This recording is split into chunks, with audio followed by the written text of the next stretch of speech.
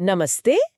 आज हम एक वाकई दिलचस्प विषय की तह तक जा रहे हैं, क्रिस्टल की सफाई और चार्जिंग के तरीके। हाँ जी। हमारे पास जो स्रोत है वे पारंपरिक आध्यात्मिक नजरिए से लेकर क्रिस्टल की देखभाल के व्यवहारिक पहलुओं तक सब कुछ कवर करते हैं। बिल्कुल। आज हमारा मकसद है इन स्रोतों से सबसे जरूरी जानकारी निकालना और उसे आसान भाषा में समझना। बिल्कुल सही कहा। देखिए, मूल विचार ये है कि क्रिस्टल ऊर्जा को सोखते, सहेजते और संचारित करते हैं, ऐसा माना जाता है। वक्त के साथ उनमें स्थिर या जिसे नेगेटिव ऊर्जा कहा जाता है, वो जमा हो सकती है। अच्छा। इसलिए नियमित रूप से उन्हें साफ करना, यानी अवांछित ऊर्जा हटाना और फिर चार्ज करना, मतलब उन्हें फिर से एनर्जी देना, महत्वपूर्ण माना जाता है। हाँ। तो चलिए देखते हैं ये सब कैसे किया जाता है और इसके पीछे क्या सोच है, क्या लॉजिक है। ठीक है, तो खोलते हैं इस पिटारे को। सबसे पहले पानी से सफाई। मतलब ये सुनने में तो बड़ा सीधा लगता है। हाँ, सीधा तो है। बस क्रिस्टल को बहते हुए प्राकृतिक पानी जैसे नदी या झरने के नीचे या फिर घर के साफ नल के पानी के नीचे करीब 1-2 मिनट रखना है।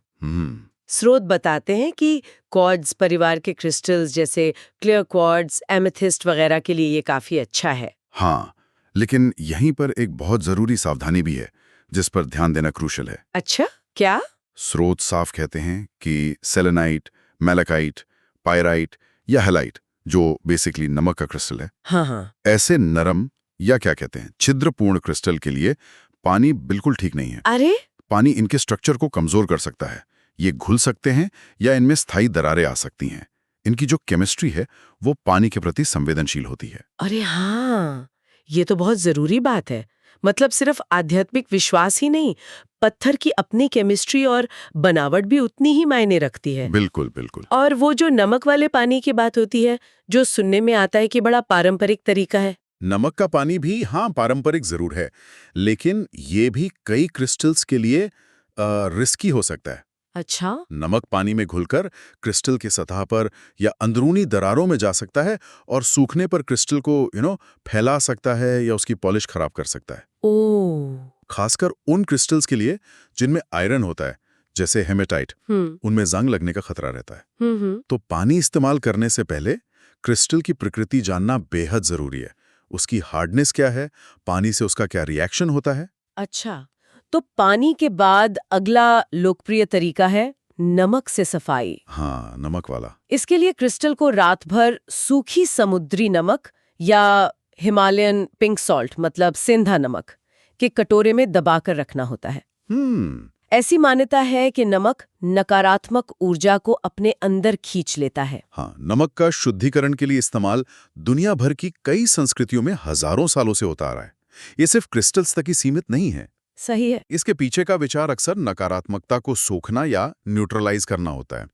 इस विधि में यही विचार क्रिस्टल से अवांछित ऊर्जा हटाने से जोड़ा जाता है। लेकिन इसमें भी वही सावधानी वाली बात है ना। बिल्कुल किन क्रिस्टल्स को नमक से बचाना चाहिए? बिल्कुल। स्रोत फिर से चेतावनी देते हैं कि नमक संवेदनशील क्रिस्टल जैसे कि पाइराइट, जिसमें आयरन सल्फाइड होता है, हेमेटाइट, मैलाकाइट, एंजेलाइट या ओपल जैसे पत्थरों को सूखी नमक विधि से भी दूर रखना चाहिए। ओह, ओके। नमक के महीन कण इनकी सतहों को खरोच सकते हैं या इनकी नमी सोख सकते हैं, गड़बड़ हो सकती है। और हाँ, इस्तेमाल के बाद उस नमक को फेंक देना जरूरी माना जाता है, दोबारा इस्तेमाल के लिए नहीं। हाँ, क्योंकि उसमें वो सोखी हुई नकारात्मक ऊर्जा मानी जाती है। ये एक तरह से ऊर्जा के निपटान का प्रतीकात्मक तरीका है। समझ गए। अब आते हैं उस तरीके पर जिसके बारे में कहा जाता है कि ये लगभग सभी क्रिस्टल्स के लिए सुरक्षित है, धुआं या स्मजिंग। हाँ, स्मजिंग। इसमें सेज, पैलो सैंटो, चंदन या लोबान जैसी पवित्र मानी जाने वाली जड़ी बूटियों के धुएं में क्रिस्टल को कुछ देर, मान लीजिए 30 सेकंड से 1 मिनट तक घुमाना होता है। यह सुनने में काफी आसान और सुरक्षित लगता है। धुएं से शुद्धिकरण, जिसे स्मजिंग कहते हैं, वाकई एक बहुत प्राचीन और विश्वव्यापी प्रथा है। हाँ। इसका उपयोग स्थानों, वस्तुओं और व्यक्तियों को ऊर्जावान रूप से शुद्ध करने के लिए किया जाता रहा है। प्रतीकात्मक रूप से माना जाता है कि धुआं किसी भी तरह की भारी, स्थिर या नकारात्मक ऊर्जा को उठाता है और उसे अपने साथ बहा ले जाता है। अच्छा। इसका सबसे बड़ा व्यावहारिक लाभ यही है कि ये क्रिस्टल को भौतिक रूप से कोई नुकसान नहीं पहुंचाता, चाहे वो कितना भी नाजुक क्यों ना हो। इसीलिए यह है कितना लोकप्रिय है। सही है। और फिर है ध्वनि से सफाई। ये तो और भी दिलचस्प है। हाँ, साउंड क्लींजिंग। इसके लिए तिब्बती सिंगिंग बोल, घंटी, घंटा या ट्यूनिंग फोक का इस्तेमाल किया जाता है। कहते हैं कि इनकी आवाज से जो कंपन मतलब वाइब्रेशंस पैदा होती हैं वो क्रिस्टल में जमा स्थिर ऊर्जा को तोड़कर साफ कर देती है। बिल्कुल। ये तरीका बड़े क्रिस्टल कलेक्शन या भारी जियोड और क्लस्टर के लिए तो बहुत सुविधाजनक होगा, बिल्कुल, जिन्हें हिलाना मुश्किल है। यहाँ जो बात गौर करने वाली है वो ये है कि ध्वनि कंपन एक वास्तविक भौतिक घटना है। साउंड वेव्स वास्तव में मैटर से होकर गुजरती हैं और उसे कंपित करती हैं। हाँ। यहाँ विचार यह है कि इन विशेष ध्वनियों की साफ और सुसंगत आवृत्तियां, फ्रीक्वेंसीज, क्रिस्टल के भीतर ऊर्जा के किसी भी असंतुलित या स्थिर पैटर्न को बाधित कर सकती हैं और उसे उसकी प्राकृतिक अवस्था में लौटने में मदद कर सकती हैं। वाव। ये भौतिकी के सिद्धांतों और उनके आध्यात्मिक या ऊर्जावान अनुप्रयोग का एक आकर्षक संगम है। वाव। और एक तरीका है जो पूरी तरह प्रकृति से जुड़ा है। पृथ्वी से सफाई। हाँ, अर्थिंग। क्रिस्टल को कुछ समय के लिए 24 घंटे से लेके 1 हफ्ते तक जमीन में खासकर साफ मिट्टी में दबा देना। माना जाता है कि धरती माँ क्रिस्टल को फिर से संतुलित करती है और उसे ग्राउंडेड यानी स्थिर ऊर्जा देती है। स्रोत कहते हैं कि ये ब्लैक टर्मलाइन या स्मोकी क्वार्ट्ज जैसे ग्राउंडिंग स्टोन्स के लिए खास तौर पर अच्छा है। हाँ, ये क्रिस्टल को पृथ्वी की विशाल, स्थिर और पोषण देने वाली ऊर्जा से सीधे रिचार्ज या रिकनेक्ट करने जैसा है। ग्राउंडिंग स्टोन्स का संबंध वैसे भी स्थिरता और पृथ्वी तत्व से माना जाता है, तो ये तरीका उनके लिए बहुत स्वाभाविक लगता है। सही है। बस एक व्यावहारिक बात याद रखनी है, जैसा आपने कहा, जगह को ठीक से मार्क कर लेना। हाँ। मैंने सुना है कई लोग भूल जाते हैं कि उन्होंने अपना क्रिस्टल कहाँ दबाया था। हाँ, वो तो मेरे साथ भी हो सकता है। अच्छा, आखिर में एक तरीका है जो पूरी तरह मानसिक है, विजुअलाइजेशन या ऊर्जा सफाई। हाँ, इंटेंशन बेस्ड। इसमें क्रिस्टल को हाथों में लेकर कल्पना करनी होती है कि एक चमकदार सफेद या सुनहरी रोशनी उसे घेर रही है और उसकी सारी नकारात्मकता को घोलकर या बहाकर ले जा रही है। या उन नाजुक पत्थरों के लिए या तब काम आ सकता है जब सफाई का कोई और सामान पास ना हो। ये विधि पूरी तरह से व्यक्ति के इरादे यानी इंटेंशन, विश्वास और मानसिक एकाग्रता पर निर्भर करती है। हाँ। ये मन पदार्थ पर प्रभाव डाल सकता है। माइंड ओवर मैटर के सिद्धांत का एक रूप है। यहाँ विश्वास ये है कि केंद्रित विचार और भावनाएं ऊर्जा को निर्देशित कर सकती हैं, और इस मामले में क्रिस्टल को शुद्ध करने के लिए इसके लिए अभ्यास और स्पष्ट इरादे की जरूरत होती है। तो ये थे सफाई के कुछ मुख्य और काफी विस्तृत तरीके। अब सफाई तो हो गई, लेकिन क्रिस्टल को रिचार्ज करने की भी तो जरूरत है। बिल्कुल, एनर्जी भरनी भी तो है। उनकी अपनी प्राकृतिक ऊर्जा को वापस कैसे लाएं या उसे बढ़ाएं कैसे? सबसे पहला और जाना माना तरीका है धूप से चार्जिंग। हाँ, सनलाइट। क्रिस्टल को सुबह की हल्की धूप में करीब 1-2 घंटे के लिए रखना। माना जाता है कि यह उन्हें सक्रिय या जिसे मर्दाना ऊर्जा कहते हैं उससे भर देता है। सूर्य बेशक ऊर्जा का एक जबरदस्त स्रोत है, लेकिन यहाँ फिर से भौतिकी काम करती है। सूर्य की पराबैंगनी या यूवी किरणें, ओह हाँ, यूवी रेज। स्रोत साफ तौर पर बताते हैं कि ये किरणें कुछ रंगीन खनिजों के रंग को फीका मतलब फेड कर सकती हैं। अच्छा। एमेथिस्ट बैंगनी से हल्का पड़ सकता है, रूस क्वार्ट्ज का गुलाबी रंग उड़ सकता है, सिट्रीन भूरा हो सकता है। ऐसा उनमें मौजूद सूक्ष्म तत्वों की वजह से होता है जो यूवी लाइट के प्रति संवेदनशील होते हैं। ओह। इसलिए धूप में रखने से पहले जानना जरूरी है कि आपका क्रिस्टल धूप झेल सकता है या नहीं। हाँ, ये ध्यान रखना बहुत जरूरी है। तो ये तरीका शायद कार्नीलियन, सनस्टोन या क्लियर क्वार्ट्ज जैसे पत्थरों के लिए ज्यादा ठीक है, जो धूप में खराब नहीं होते। बिल्कुल। लेकिन फिर उन रंगीन पत्थरों का क्या करें जिन्हें धूप से बचाना है? उनके लिए एक बहुत ही सौम्य और सुरक्षित विकल्प है चांदनी से चार्जिंग। मूनलाइट। क्रिस्टल को रात भर चांदनी में रखें, खासकर पूर्णिमा, फुल मून के आसपास की रातों में, जब चांद की रोशनी सबसे ज्यादा होती है। माना जाता है कि ये क्रिस्टल को सौम्य, ग्रहणशील, जिसे स्त्री या शांत ऊर्जा कहते हैं, उससे भरती है। अच्छा। और सबसे अच्छी बात, जैसा स्रोत बताते हैं, ये तरीका हर तरह की क्रिस्टल के लिए पूरी तरह सुरक्षित है। रंग फीका पड़ने का कोई डर नहीं। पूर्णिमा का जिक्र खास तौर पर क्यों होता है? कई आध्यात्मिक और सांस्कृतिक परंपराओं में पूर्णिमा को ऊर्जा के चरम पर होने का समय माना जाता है, एक तरह से ऊर्जा का हाई टाइड। हाँ। इसलिए माना जाता है कि इस समय क्रिस्टल चार्ज करना सबसे प्रभावी होता है। अमावस्या न्यू मून को नई शुरुआत और इरादे स्थापित करने की ऊर्जा से जोड़ा जाता है, तो उस समय भी चार्जिंग की जा सकती है, खासकर अगर आप क्रिस्टल को किसी नए काम के लिए प्रोग्राम कर रहे हो। ये दिलचस्प है। एक और तरीका जो काफी आसान लगता है, खासकर अगर किसी के पास कई छोटे क्रिस्टल हों, बड़े क्रिस्टल क्लस्टर या जियोड का उपयोग करना। हाँ, क्लस्टर्स। जैसे अपने छोटे क्रिस्टल्स को एक बड़े एमेथिस्ट जियोड या क्लियर क्वार्ट्ज क्लस्टर के ऊपर या अंदर रख देना। कहते हैं कि बड़ा क्रिस्टल छोटे पत्थरों को रिचार्ज कर देता है। इसके पीछे का विचार ये है कि एक बड़ा, पहले से ही ऊर्जावान और स्थापित क्रिस्टल जैसे क्वार्ट्ज क्लस्टर या एमेथिस्ट जियोड एक एनर्जी जनरेटर या एम्पलीफायर की तरह काम करता है। वो अपनी शक्तिशाली और स्थिर ऊर्जा तरंगों से आसपास रखे छोटे क्रिस्टल्स को नहला देता है, जिससे वे रिचार्ज हो जाते हैं या उनकी ऊर्जा बढ़ जाती है। ये एक तरह से ऊर्जा का ट्रांसफर है। अच्छा, और इरादे से चार्जिंग, जैसे हमने विजुअलाइजेशन से सफाई की बात की थी। हाँ, उसी तरह इरादे और पुष्टि यानी एफर्मेशन से चार्जिंग भी की जा सकती है। ओके।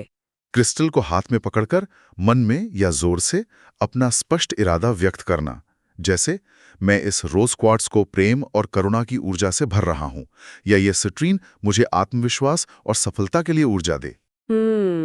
यह क्रिस्टल की ऊर्जा को एक खास मकसद के लिए प्रोग्राम या समर्पित करने जैसा है। हाँ। ये उन क्रिस्टल्स के लिए बहुत अच्छा है जिन्हें आप किसी खास उद्देश्य के लिए इस्तेमाल करना चाहते हैं, जैसे ताबीज या मेडिटेशन स्टोन। प्रकृति से चार्जिंग के बारे में क्या, जैसे हमने पृथ्वी से सफाई की बात की थी? बिल्कुल, वही सिद्धांत यहां भी लागू होता है। क्रिस्टल को किसी स्वस्थ पौधे के पास, गमले में, बगीचे में हरी घास पर या किसी पेड़ की जड़ों के पास कुछ घंटों के लिए छोड़ देना। अच्छा। माना जाता है कि वे पृथ्वी और जीवित प्रकृति की संतुलित, पोषण देने वाली और ग्राउंडिंग ऊर्जा को सोख लेते हैं।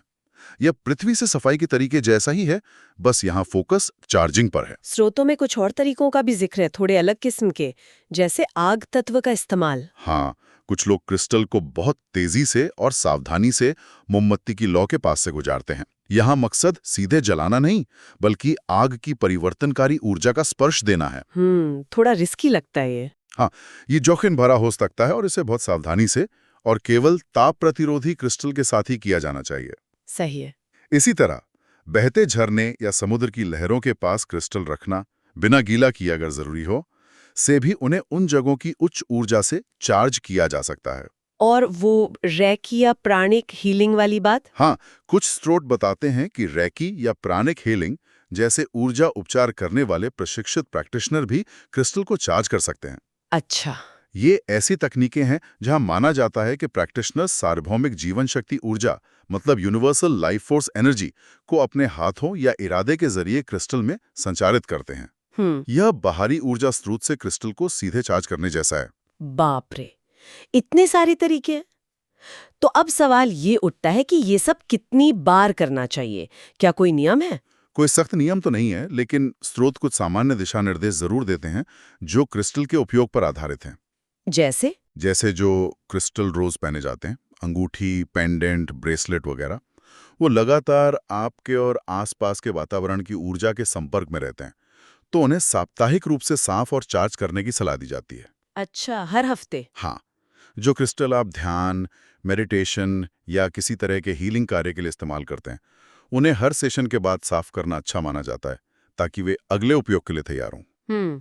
ये भी सही है। जो क्रिस्टल घर में सजावट के लिए रखें, वे कम सीधे संपर्क में आते हैं, तो उन्हें महीने में एक बार या जब आपको लगे कि घर में ऊर्जा थोड़ी भारी है, जैसे किसी बहस या बीमारी के बाद, तब साफ किया जा सकता है। ओके। और सबसे जरूरी, जब भी आप कोई नया क्रिस्टल खरीदें या पाएं, तो उसे इस्तेमाल करने से पहले हमेशा साफ और चार्ज करना चाहिए। हाँ, ये तो जरूरी है। इससे वह पिछली जगहों या लोगों से जुड़ी किसी भी ऊर्जा से मुक्त होकर आपकी ऊर्जा के साथ जुड़ने के लिए तैयार हो जाता है। क्रिस्टल जितना ज्यादा इस्तेमाल होगा या बाहरी ऊर्जा के संपर्क में आएगा, उतनी जल्दी उसे रीसेट करने की जरूरत पड़ेगी।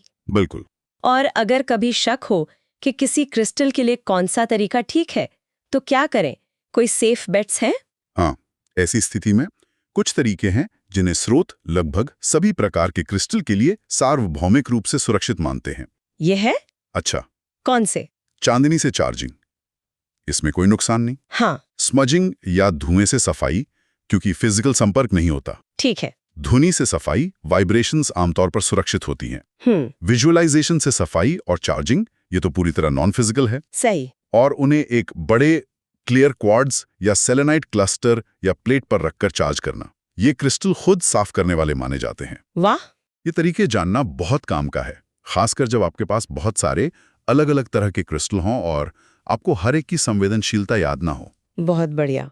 तो अगर हम आज की चर्चा को समेटें तो क्रिस्टल की सफाई का मतलब है उनसे किसी भी तरह की अवांछित, स्थिर या नकारात्मक मानी जाने वाली ऊर्जा को हटाना। बिल्कुल।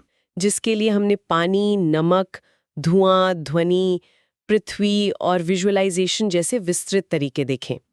और चार्जिंग का मतलब है उनकी प्राकृतिक ऊर्जा को फिर से बढ़ाना या उसे किसी खास इरादे से जोड़ना। हाँ। जिसके लिए हमने धूप, चांदनी, दूसरे क्रिस्टल, इरादे, प्रकृति और आग या रेकी जैसे अन्य ऊर्जा स्रोतों के उपयोग पर बात की।